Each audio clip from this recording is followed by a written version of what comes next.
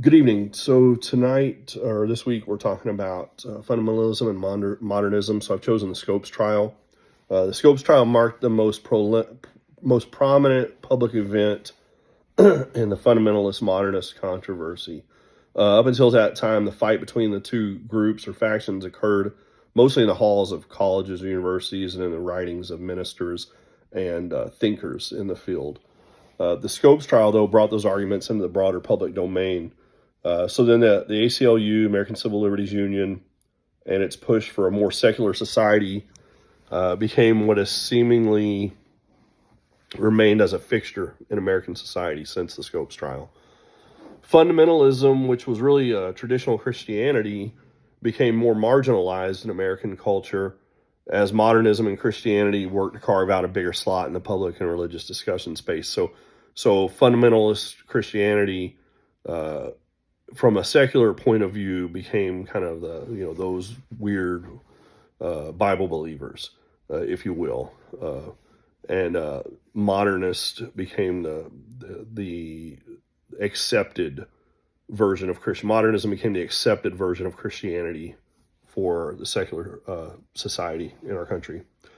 In our sources, there's a New York Times article from 1925 talks about how the defendant, Scopes, and the ACLU were given a list of questions by Davidson County in Tennessee before the trial that basically asked their beliefs or asked the defendant's beliefs about God and the Bible. The ACLU representative, in response to those questions, was very quick to point out or state that the organization's beliefs were that the Bible didn't have any place in public life, especially in a government setting like a school. And they went so far as to say that the Bible was not accurate, which was and still is one of the biggest points of fundamentalist Christianity in the fight against modernism, is that fundamentalist Christians believe the Bible to be inerrant and to be the absolute word of God, whereas modernists believe it to be something different and definitely not inerrant. So this kind of marks that dividing line between fundamentalism and modernism. There's a Washington Post article that I've used that talks about how Scopes said, he went on a trip to Washington, D.C., and he said in this interview when he was there that he's been accused of being agnostic. He said, "I'm not agnostic. I was raised in a religious background."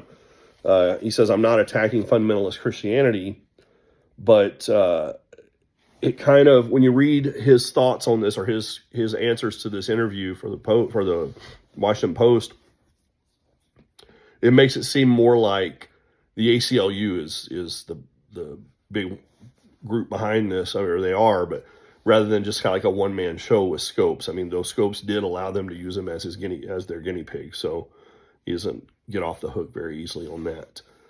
Then the last article I've used is another New York Times article that shows William Jennings Bryan's thoughts on the issue, and he saw this as like the last great battle for Christianity, saw it as his duty to defend and protect Christianity and the Bible from the attacks of the modernist, and he really saw this as, he probably saw it for what it's turned out to be, which was a pretty significant moment in this fight between fundamentalism and modernism from that time forward. So this being such a monumental case, this fight for fundamentalist Christianity still goes on today, having to push back against modernism, which and the influences of modernism and the influences of the secular world into the church and in society.